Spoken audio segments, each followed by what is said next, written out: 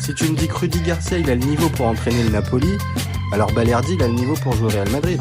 De Laurenti pense que le mec, il dépense 1 euro, il meurt. Guardiola, meilleur coach de l'histoire. C'est même pas le meilleur coach de l'histoire du Barça. Il faut arrêter avec Payet, c'est un grand joueur. Marquinhos, capitaine du PSG? Non mais arrête, il a le charisme d'une nuit. Raphaël Leao du Milan AC est une immense fraude. Alex Ferguson, c'est juste un guirou qui a eu beaucoup de moyens. C'est pour ça qu'il a réussi. Elle a dit Diouf. Il fait pas partie des légendes du football. Si t'enlèves le championnat anglais, allemand, espagnol, italien, portugais, lituanien, la Ligue 1 c'est le meilleur championnat européen. Salut à tous, je suis super content de vous retrouver pour un nouvel épisode du FC Copain. Alors pour m'accompagner aujourd'hui, je suis avec Après Decidio. Salut mon copain. Salut mon copain. Aujourd'hui, on va faire quoi? On va parler d'un joueur en particulier et donc on va se faire un fameux espoir déçu. Et on va aujourd'hui s'attarder sur Gianelli Imbula, le joueur, on va dire, qui nous a fait, alors je sais pas si c'est rêvé, mais en tout cas qui nous avait donné beaucoup d'espoir du côté de l'OM et qui actuellement est sans club à bientôt 31 ans. Donc, ce que je te propose, mon copain, c'est que on s'arrête un peu sur le profil du joueur, et puis les 2-3 moments importants, le moment où on a cru que ça allait devenir un top player ou en tout cas un joueur majeur, le moment où ça a glissé pour lui, qu'est-ce qu'il aurait fallu qu'il change pour justement reprendre cette bonne courbe et quelle trace il laisse au final. Ça te va comme programme? Vas-y. Ok, bon alors si spontanément je te demande Gianelli Imbula, dans le profil, qu'est-ce que tu penses spontanément quand je te dis ce nom-là? Qu'est-ce que je pense du joueur techniquement? Ouais, spontanément. Non, spontanément. Ou si tu veux, peut-être techniquement, spontanément, je te dis. Non, gâchis du football. Gâchis, mais pas grand gâchis, mais gâchis. C'est-à-dire, moi, quand tu viens de dire, on a cru à quel moment on a vu qu'il allait pas devenir un top player, j'ai jamais cru, moi, perso, ça allait être un top player. Ok. Alors déjà, on va avoir matière à discuter parce que moi, je faisais partie de la team quand il arrive à Marseille, je pensais qu'il pouvait justement basculer dans cette catégorie. Mais spontanément, voilà. Quand je te dis juste Imbula comme ça, tu me dis pas grand gâchis, mais gâchis. Ok. Ouais, gâchis.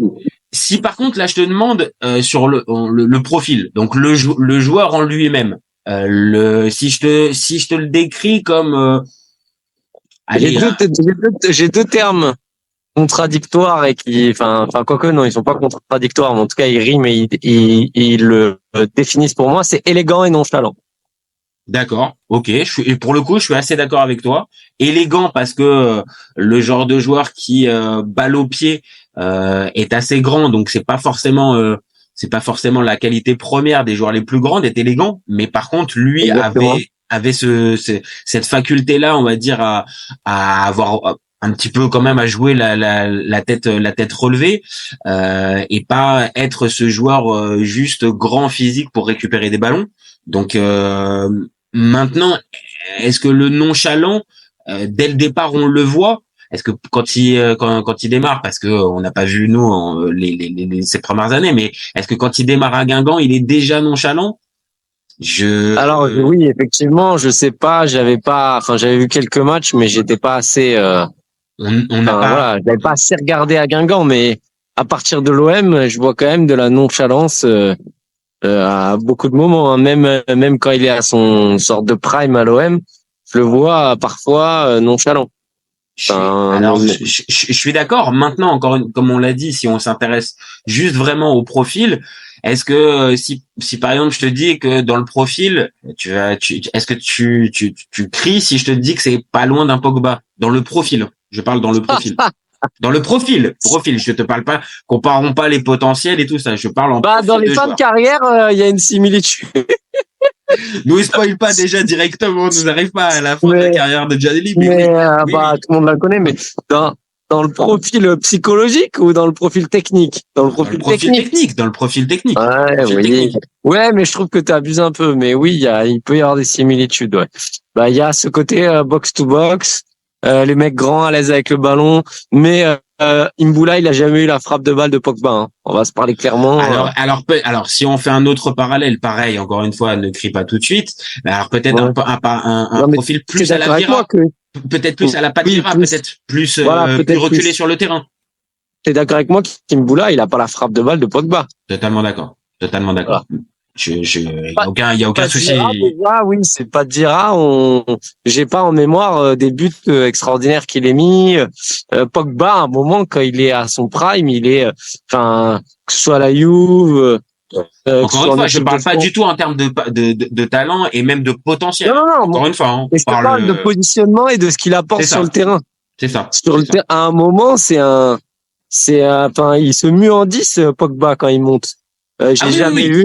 Oui, c'est vrai. C'est la ligne. Hein. Je suis d'accord. Donc, on va dire, c'est peut-être plus un profil, un poil plus reculé sur le terrain, qui peut, on va dire occasionnellement lâcher une frappe, tout ça. Mais c'est pas sa qualité première. La qualité technique, je trouve, il a une qualité technique supérieure au 6. Au milieu de terrain numéro 6 pur, comme on peut c'est pas Makelele, quoi.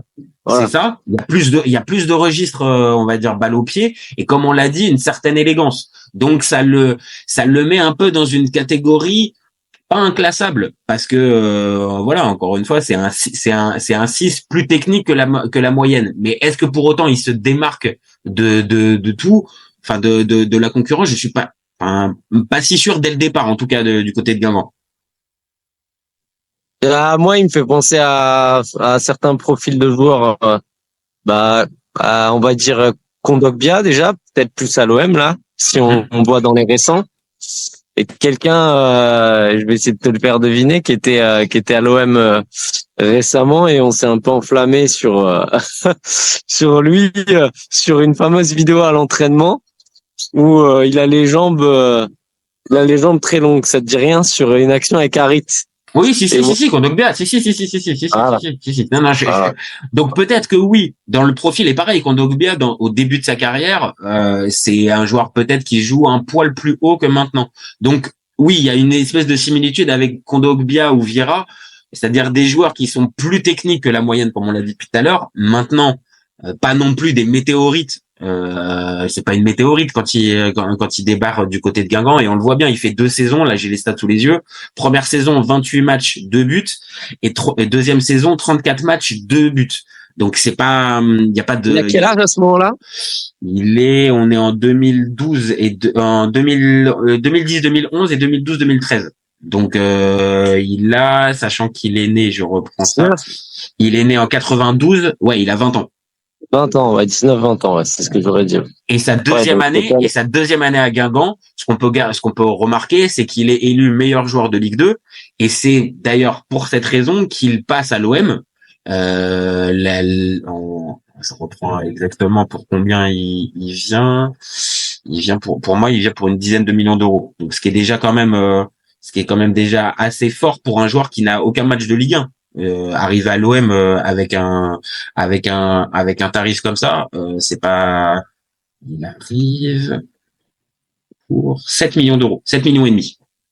À l'époque, c'est pas mal, ouais. C'est pas mal quand même. Donc il arrive. Non, mais ça fait partie des mecs. Maintenant ça existe plus, mais oui, des genres de prospects que t'achètes pour. De toute façon, on va reparler. C'est un mec. Qu'on a acheté, que l'OM a acheté et qui a été acheté après peut-être plus tard, on en reparlera, mais pour la valeur marchande, parce que tu te dis qu'il a un potentiel, quoi. C'est du trading, hein, c'est les premiers joueurs trading, hein. Donc je suis assez d'accord. Il fait partie de ces joueurs sur lesquels l'OM décide d'investir après la saison d'Eli Bop, où l'OM termine 2e, je crois. Ne me parle pas de cette saison. Oui, mais sauf qu'on est bien obligé, parce que là, c'est pour le joueur dont on parle, cette saison, elle est très importante, puisque c'est son arrivée, donc en Ligue 1, on vient de le dire, il est meilleur joueur de Ligue 2, et il arrive dans un club médiatique comme l'OM, qui fait la Ligue des Champions, vu que voilà, et il arrive avec, de mémoire, je crois que c'est le même été que Thauvin, il doit arriver le même été que Benjamin Mendy, et Payet doit arriver aussi pareil à ce moment-là, je crois. C'est ça, c'est les recrues. Le projet Dortmund, le fameux projet Dortmund. Projet Dortmund aussi qualitatif.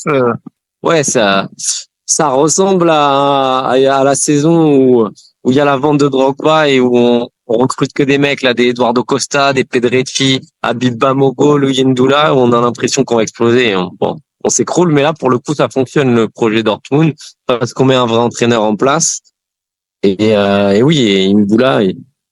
Sauf pas la première saison, parce que pour la première saison, c'est la saison d'après, pardon. C'est ça, parce que première saison, quand il arrive. Première saison, c'est pas, c'est la deuxième saison qu'il le fait exploser, effectivement. C'est ça, parce que première saison, on va pas se mentir, on a, dans cette vidéo, on mettra le lien de l'interview de Djaneli Mboula qui est passé il y a quelques temps sur le Club des 5 et qui aussi. Il arrive c'est quoi? C'est 2013-2014 et Bielsa, c'est 2014-2015. C'est exactement ça. C'est exactement ça. C'est la saison d'après. J'ai l'erreur dans ma tête. Ok, ouais. Donc lui, il arrive 2013-2014, il y a la saison et après Mboula Bielsa qui est le spécialiste des. De toute façon, il a rendu il a rendu des joueurs, il a fait monter des joueurs quand même de manière improbable. Hein. Parce qu'il n'y a pas que lui qui est. Bien sûr. Maintenant, avant qu'on s'intéresse à la période Bielsa, qui est la deuxième saison, je pense que la première, elle peut aussi nous intéresser pour justement ce fameux côté. On croit, il y a une hype autour de Djaneli Mboula, mais directement, on le dit, cette première saison, elle est pas bonne de la part de Djaneli Mboula. Je vais reprendre les stats, mais de mémoire, il y a un moment donné, il perd sa place. Il perd sa place et il est sur le banc alors que normalement il fait partie des valeurs marchandes comme on l'a dit.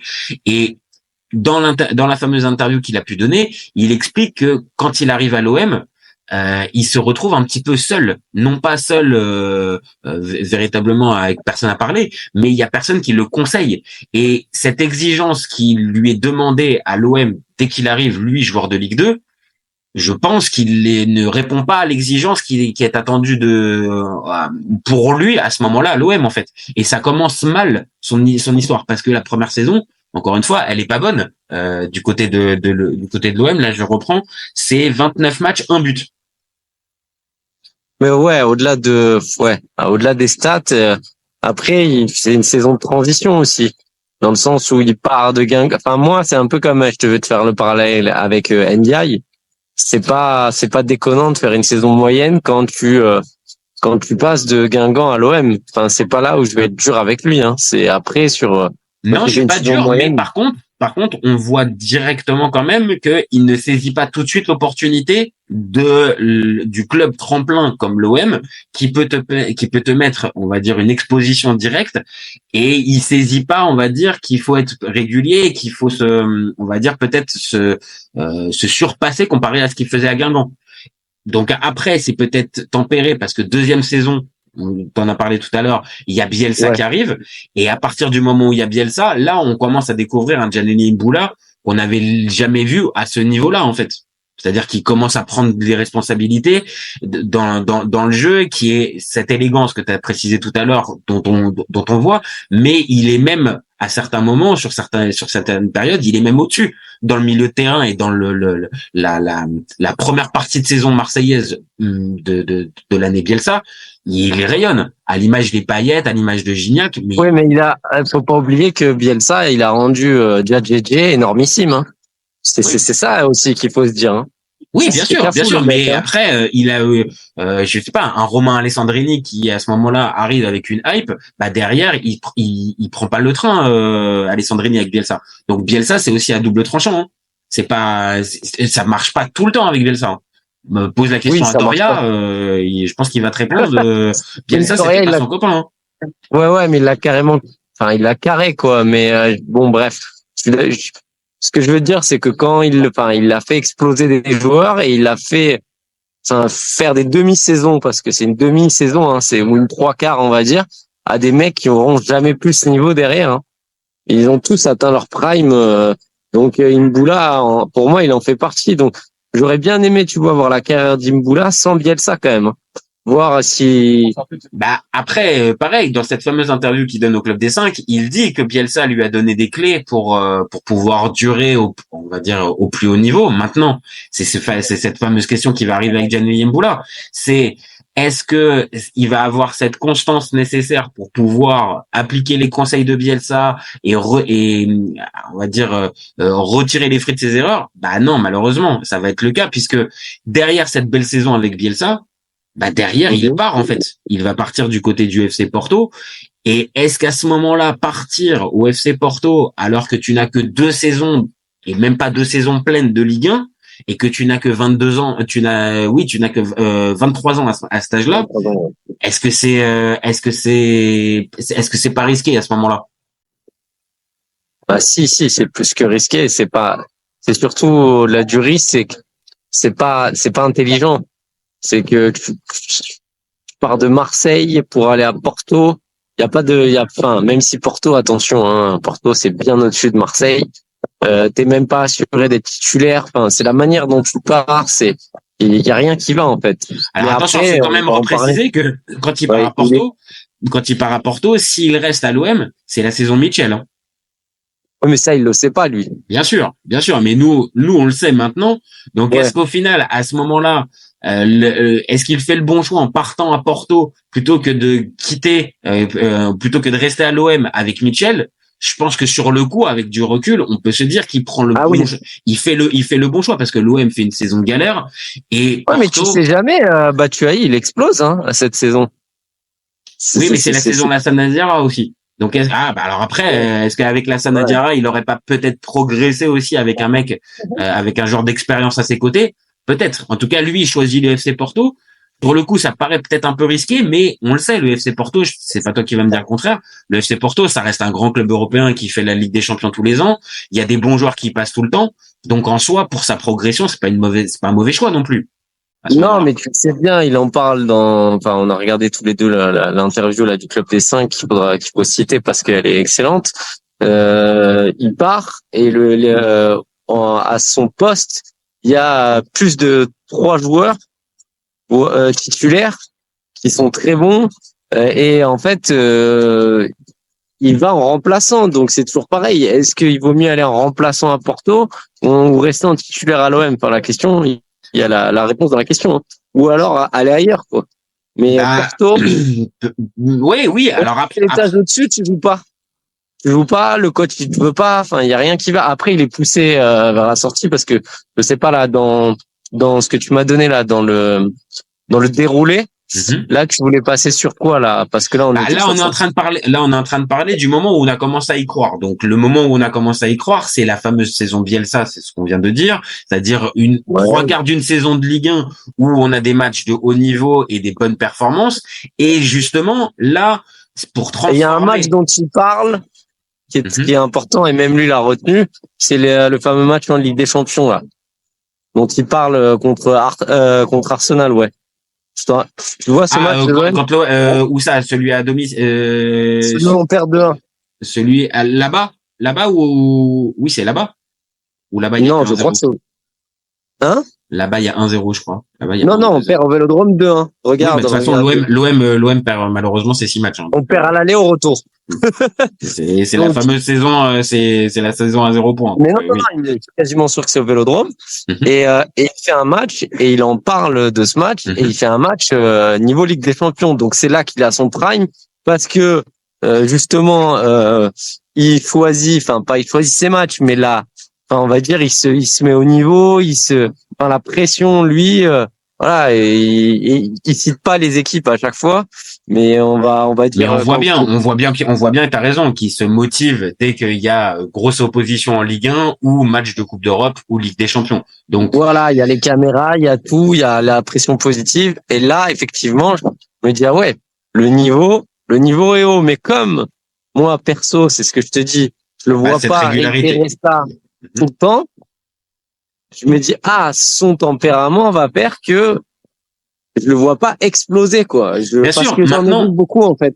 Maintenant, est-ce que de ce côté-là, le fameux choix de Porto, est-ce qu'à ce moment-là, pour le faire progresser, être dans un autre type de concurrence et comme on l'a dit encore une fois, un club qui joue la Ligue des Champions, qui est ambitieux sur la scène nationale, qui joue le titre tous les ans du côté du Portugal, est-ce que dans sa progression, vu qu'on voyait, il y avait encore ce côté nonchalance et choisir les matchs, peut-être que ce club-là, le choix de ce club-là, pouvait le faire grandir aussi là-dessus. Donc, en soi, je pense que Porto, c'est pas un mauvais choix. Contrat de 5 ans en plus. Maintenant, dans la balance négative, il y a aussi cette fameuse concurrence. Et avec les certitudes qu'il pouvait avoir, il fallait encore une fois qu'il élève son niveau de jeu, élève sa régularité, élève son exigence. Et on l'a vu, plus ou moins, ça va durer que 6 mois, Porto. Ouais, apparemment, il avait une autre. De toute façon, c'est ce qu'il explique, qu'il avait pas d'autre offre. Il avait l'Inter, mais il a pas d'offre concrète. Et lui, il avait une stratégie, c'est de partir en début de mercato. Mais au final, ça a l'air bien sur le papier, mais tu dois attendre. Pour moi, il aurait dû attendre un peu dans le sens où, vu Porto sur le papier, ça a l'air bon, mais vu les données qu'on a, c'est logique que ça fonctionne pas. Pas voulu par l'entraîneur, parti sur un coup de tête. Même lui, il sait pas trop ce qu'il fait, où il va, et il sait pas. Je crois qu'il est même pas au courant de l'effectif de Porto, donc il découvre quand il arrive là-bas. Donc un club pour moi de milieu de tableau d'Angleterre, même s'il va le faire après, bah, ça aurait été peut-être plus logique. Avec un entraîneur peut-être qui le désire, c'est ça, on va exactement. dire mieux intégré que la Porto, où ok, d'accord, il y a le tampon trading et donc on fait progresser les joueurs et on les met en valeur, mais de l'autre, c'est vrai, tu le rappelles, si t'es pas désiré par l'entraîneur, tu peux être à Porto ou dans tous les clubs de training que tu veux, et si l'entraîneur il te veut pas et qu'il a déjà son groupe en tête, bah forcément tu vas passer en 3e, 4e, 5e position, et ça a été son cas. Et plutôt que d'attendre, et c'est là peut-être le vrai problème, c'est plutôt que d'attendre et de se dire j'ai signé un contrat de 5 ans, je vais avoir le temps et l'opportunité peut-être que l'entraîneur soit change d'avis ou tout simplement soit remplacé et il y en a un autre, et ben au bout de 6 mois il va partir, il va faire 10 matchs de championnat, il va faire 5 matchs de Ligue des Champions, et au mois de janvier 2016, en janvier 2016, il part pour Stoke. Donc, il y a un club moyen de première ligue. Pourquoi s'il fait si peu de matchs, il plonge mentalement, il te le dit, il fait un péno, en Ligue des Champions, bon, c'est pas non plus le pire, enfin, tu vois, c'est pas le pire truc du monde, normalement, mais bon, même si c'est un match qu'ils doivent gagner, et après, il rentre, il explique, il fait semelle carton rouge, il se met pas du tout dans les conditions, encore une fois, allez, c'est un mauvais coup. Il a lâché un peu. Il lâche. Exactement. Voilà. Et c'est là où justement on va arriver à cette période-là, c'est-à-dire le prime semble commence à apparaître derrière, mais il a peut-être. Pour lui, hein. Bah, pour lui. Tu trouves que c'est le prime? Déjà, je vais pas me prononcer parce que je vais pas mentir, j'ai pas vu tous les matchs de Stoke. Non, bien sûr. Mais même à Porto, on les a pas tous vus. Tu sais ce que je veux dire. C'est-à-dire que l'idée, c'est pas de faire un documentaire. Ceux de Porto, ça a été compliqué. Et à Stoke, encore une fois, quand il part, ce choix, comme tu l'as dit, d'un club de milieu de tableau de première ligue, où là, peut-être, ça lui conviendra mieux. Lui va le dire dans cette fameuse interview, il va se sentir à son maximum à ce moment-là, puisque je pense, il y a l'expérience de Bielsa, il y a quelques expériences, et techniquement sur le terrain, il doit se sentir vraiment bien. Par contre, il va être rattrapé encore une fois par le problème de régularité, et que la première partie de saison, donc de janvier jusqu'à mai, ça va tenir. Là, j'ai les stats sous les yeux, 14 matchs de but, mais par contre derrière, bah, il va complètement vriller parce que, on rappelle pour ceux qui n'ont pas l'info, match de préparation, Gianelli Mboula, il va être capable de quitter le terrain deux fois et de son propre chef, et d'aller se mettre sur le banc parce qu'il considère que le joueur qui joue à côté de lui fait exactement les mêmes gestes ou l'énerve ou tout ça. Mais sans prévenir personne, 2 fois de suite pour 2 matchs, Gianelli Mboula va sortir du terrain. Moi, j'ai jamais entendu ça, et carrément, il dit d'ailleurs qu'à moi, il se retrouve à 12. Bon, c'est des matchs amicaux. Donc, tu fais des matchs de préparation, c'est des matchs de préparation. Voilà. C'est la seule chose que tu peux relativiser, mais même, à part l'histoire de la gourmette de Ben Arfa, j'ai rarement vu des dingueries pareilles, sur, l'histoire de Mido, mais encore une fois, avec les mais le joueur qui s'auto-sort, en fait, le joueur qui décide de lui-même de sortir de son truc, c'est vrai que c'est quand même, c'est Parce quand même qu'il assez pète les lunaire. plombs, parce que t'as un mec, ok, de ce qu'il raconte, je l'entends. Et puis même quand il le raconte maintenant, je vais pas dire, j'ai l'impression qu'il prend pas la mesure, quoi. Il sait qu'il fait une connerie, mais il se rend pas compte que c'est pas une faute. Enfin, tu sais, on dit souvent, ouais, ça c'est une faute professionnelle. Mais là, on est vraiment dedans. Là, on est dedans. Là, on n'est pas dans un 3-0, on n'est pas dans une défaite contre une équipe amateur. Là, on est sur un Non, mais il joueur. pose la manette à FIFA, quoi. Ah oui, c'est ça. C'est ça. C'est vraiment, il s'est dit, bon, non, là, franchement, là, c'est trop pour moi, là, j'arrête. Mais dans l'histoire du foot, je le connais pas. Donc ça, ces deux anecdotes que on n'avait pas, franchement, j'avais pas. Pour moi, elles définissent sa problématique. Et même si il fait son mea culpa, je trouve que je sais pas s'il prend la pleine mesure de ce qu'il a fait, quoi. Bah c'est malheureusement, t'as raison. Je pense que il doit prendre la mesure peut-être maintenant, comme on l'a dit, à froid, quasiment à la fin de sa carrière, parce que ça c'était il y a encore c'était saison 2016-2017. Donc ouais, il y a 5-6 ans. 7 ans. Il y a 7 ans. Mais à ce moment-là, tu l'as dit, il ne prend pas la totale mesure puisqu'il le fait à 2 reprises, donc sur deux matchs différents. Et derrière ça, bah assez logiquement, Stoke va progressivement le mettre sur le banc et puis il va partir derrière. Donc il va tenter à plusieurs reprises et ça malheureusement, on va dire, ça va être la suite logique de sa carrière, c'est-à-dire de mauvais choix en mauvais choix. Il va y avoir Toulouse, il va y avoir Vallecano, il va y avoir le Portimonense. Il va y avoir Sochi, Lecce, enfin malheureusement en fait à ce moment-là c'est même plus que c'est plus intéressant la carrière, mais c'est que petit à petit il descend d'une marche à chaque fois et encore malheureusement pour lui avec des histoires un peu rocambolesques, des faux agents qui l'escroquent, qui lui font miroiter un club. Après c'est une carrière de foot après hein. Et après, malheureusement après c'est carrière des mecs qui vont prendre de l'argent à droite à gauche, qui jouent pas dans les clubs avec des histoires d'agents. En fait, et c'est pour ça que moi j'ai du mal à comprendre ça, c'est que quand Stoke, ok, tu réussis pas. Bon voilà, Porto, il y a plein d'éléments, ok, qui jouent en sa défaveur. À Stoke, tu dis que lui, il dit que c'est son prime, et derrière, tu peux t'en relever de ça. T'as quoi, t'as 25 ans, qu'est-ce qui se passe, pourquoi? Après, ça part comme ça, quoi. C'est ça que je comprends après, pas. je pense que cette fameuse régularité qu'on avait déjà vue on va dire de son transfert de Guingamp à Marseille. Il avait pas la même, il a pas eu la bonne, encore une fois, je l'avais dit tout à l'heure, la bonne attitude. Le joueur qui saisit l'opportunité et qui d'échelon en échelon va pouvoir justement se mettre au niveau de ce qui va lui être proposé. Lui, on le voit très bien, beaucoup de nonchalance. Un côté, je sais que je peux être supérieur à certains endroits, donc j'ai pas besoin d'en faire trop. Et on le dit, les premières années, ça peut fonctionner. Tu passes après avec Bielsa, c'est une opportunité, tu l'as saisi, tu joues bien. Mais derrière ça, mauvais choix de carrière. Et c'est malheureusement, c'est pas le seul en fait. Ils vont être beaucoup dans cette catégorie-là de mauvais choix en mauvais choix. On se retrouve à un joueur. C'est que des mauvais choix.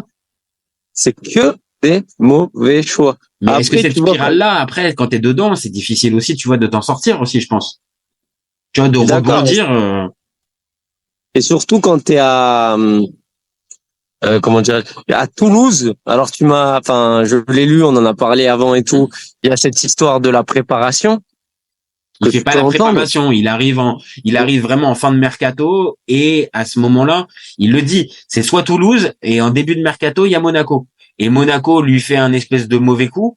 Monaco, dans le début des négociations, ils veulent proposer et puis ils vont prendre un autre joueur. Et c'était le Monaco post-titre 2017.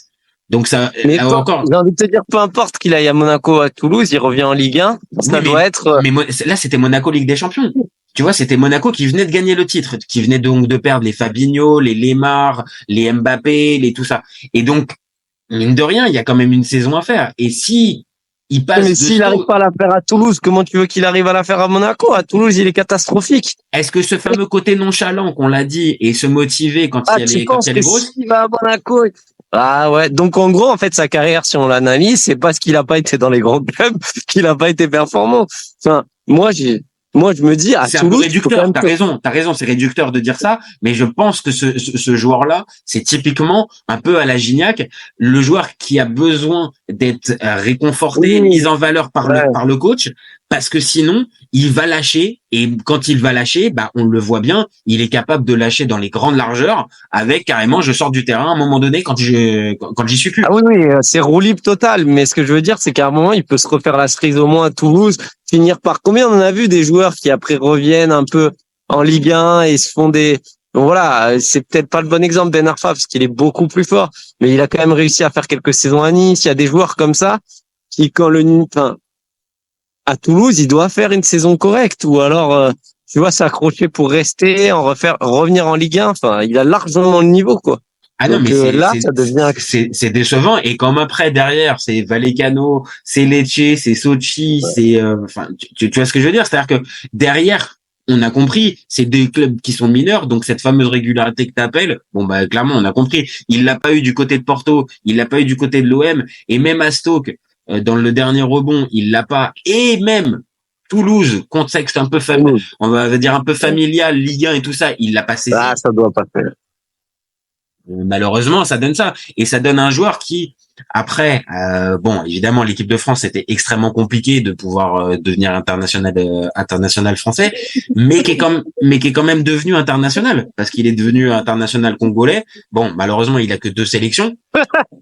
Ouais. Mais c'est dommage parce que pareil, ça aurait pu être un endroit aussi où il se relance la sélection. Combien on a de joueurs qui sont des binationaux aurait pu passer donc au travers de l'équipe de France, mais se relance avec, je te dis, l'équipe du Congo et être actuellement joué avec un Jemba.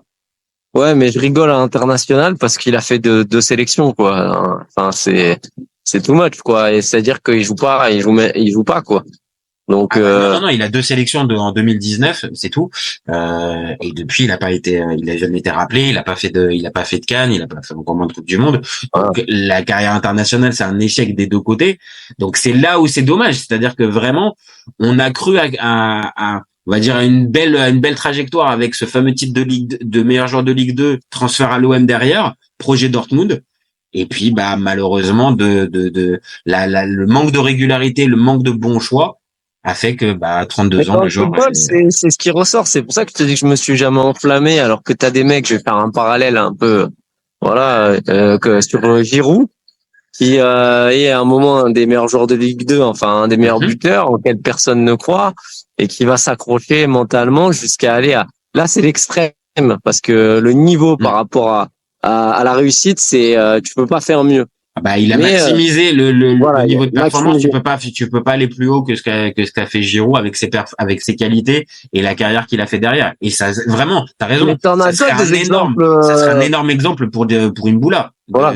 Mais sans aller jusque là, même si il y en a plein des mecs, le foot, c'est quand même, et là, ils sont en train de comprendre ça. S'il y a beaucoup de préparation mentale, de psychologique. Regarde un mec comme Sotoka, que j'aime beaucoup, lui, voilà, pareil, il maximise sans aller jusqu'au niveau du Giroud, mais il maximise. Et eux, ces mecs-là, ils font l'inverse. Donc, à un moment, ça peut pas. Ça nous permet de terminer sur notre débat. Donc, quelle trace il laisse au final?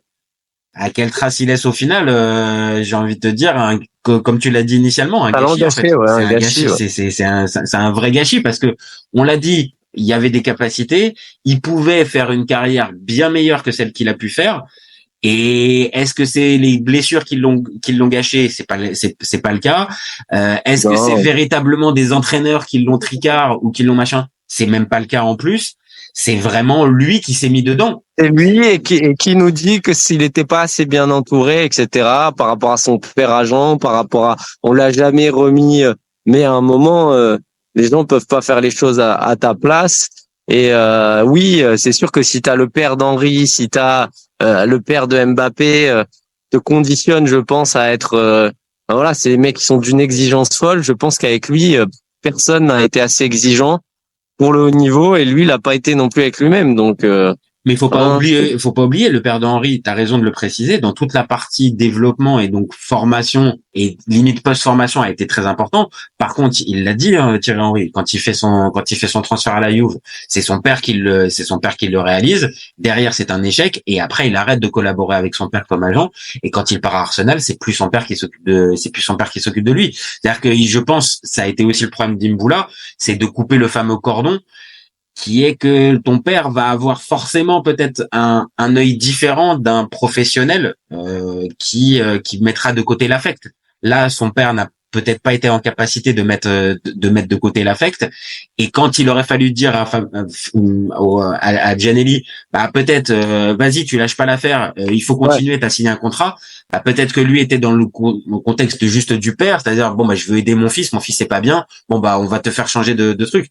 Et est-ce qu'à ce moment-là c'était un bon choix? Je suis pas sûr. Donc le fameux père agent, ça a ses limites. T'as raison pour le père d'Mbappé, mais c'est pour moi une exception. Pour moi. Ouais, mais quand je faisais la réponse, enfin d'ailleurs c'est plutôt la mère, hein, mais au niveau d'agent, mais quand je te parle du père et du père d'Henry, oui, le père d'Henry va toucher ses limites en agent. Par contre, je pense, c'était même trop, en exigence, en coach, un peu comme l'oncle de Nadal au tennis, c'est des mecs où le père des Sir Williams, c'est un peu des malades de l'exigence, tu vois.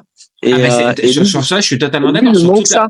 Sur toute la partie formation et même post-formation, c'est-à-dire de joueurs, de formation du joueur, ils ont été cruciaux. Et clairement, je pense que dans toute la régularité qu'a pu avoir Henry dans toute sa carrière, évidemment, il la doit à son père. Je pense une partie. Ce que je veux te dire, moi, pour terminer vraiment, c'est que même si tu as des mauvais agents, même si à un moment t'es mal conseillé, même si à un moment tu fais les mauvais choix de club, si mentalement tu t'impliques avec le talent qu'il a, tu fais quand même une carrière honorable. Et à partir de stock, la carrière, elle n'existe plus. Donc c'est là où je te dis que voilà, on peut pas tout remettre sur les autres. Non, t'as raison. Je pense que lui fait, encore une fois dans cette fameuse interview, fait une partie de son autocritique, mais même, on va dire de manière plus globale, oui, dans le cas de Giannelli Imbula, ça serait vraiment trop facile d'impliquer quelqu'un ou on va dire une raison extérieure, hormis le manque d'implication et de régularité et peut-être de force mentale. C'est peut-être aussi la limite. Et puis après lui il dit on va conclure là-dessus. Lui il est pas fier de sa carrière. Hein. Pour lui ça lui va. Donc nous on considère que c'est un gâchis. Après à sa place moi, si j'avais fait cette carrière de footballeur, je serais peut-être content aussi. Enfin, à un moment, il a touché l'élite. Il pourra dire à ses enfants, moi, j'ai joué là, j'ai fait ça. Il a eu des matchs. Voilà, c'est un mec qui avait peut-être pas, assez de. Il a joué 322. Il a joué. Je regardais juste pour terminer. Il a joué 322 matchs en pro. Donc, ça reste quand même une carrière honorable. Mais encore une fois, il va dans notre fameuse rubrique espoir déçu parce qu'il aurait pu largement faire mieux que 322 et les clubs par lesquels il est passé. Et surtout, c'est les clubs. C'est la deuxième partie après Stoke. C'est ça, parce que nous on s'est arrêté à Stoke globalement, mais après derrière, oui, il y a vraiment des sales périodes et c'est dommage de l'avoir vu terminer comme ça. Ça marche. Bon merci mon copain. Merci d'avoir participé au jeu du espoir déçu.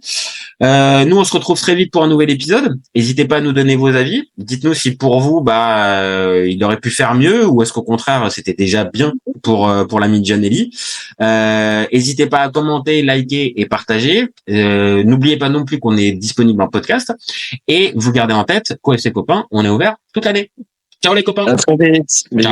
Si tu lui enlèves la vitesse, Vinicius est un joueur moyen. Mbappé est là pour les pépettes et pas forcément pour la compète. Si tu me dis que Rudy Garcia il a le niveau pour entraîner le Napoli, alors Balerdi il a le niveau pour jouer au Real Madrid. Raphaël Leao du Milan AC est une immense fraude. Deschamps est jamais aussi bon que quand il fait du Deschamps, de la rigueur. Le débat qui est le meilleur entre Messi et Maradona, alors qu'on sait tous que le meilleur 10 argentin c'est Riquelme. Après moi je conseille aucun joueur d'aller au PSG déjà de base. De Laurenti, je pense que le mec, il dépense 1 euro, il meurt.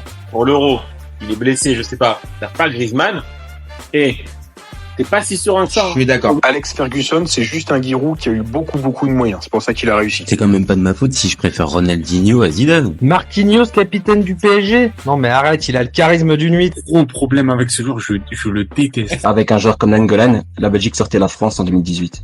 Et elle a dit du ouf. Elle fait pas partie des légendes du football.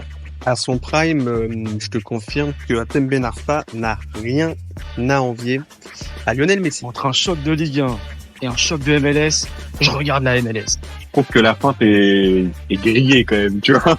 J'ai pas peur de dire que Bounassar, à son prime, il avait 4 cafous dans chaque orteil. Guardiola, meilleur coach de l'histoire. C'est même pas le meilleur coach de l'histoire du Barça. Mais il faut arrêter avec Payet, c'est un grand joueur. Si t'enlèves le championnat anglais, allemand, espagnol, italien, portugais, lituanien, la Ligue 1, c'est le meilleur championnat européen. Heureusement, il y en a un avec un style différent, Diego Simeone. Cet été, il y avait encore des mecs pour dire que Mourinho, c'était l'entraîneur parfait pour le PSG. D'un moment, faut arrêter d'avoir 20 ans de retard. Merci pour les travaux, Kylian. Maintenant, tu peux aller au Real. Pour moi, Giroud est un meilleur neuf que Benzema. Pour moi, Neymar, je suis désolé, mais c'est vraiment le meilleur joueur du monde de poker. Totti, pour moi, c'est un meilleur joueur qu'Alessandro Del Piero. En 2023, j'ai plus confiance en Franck Hez que Max Allegri.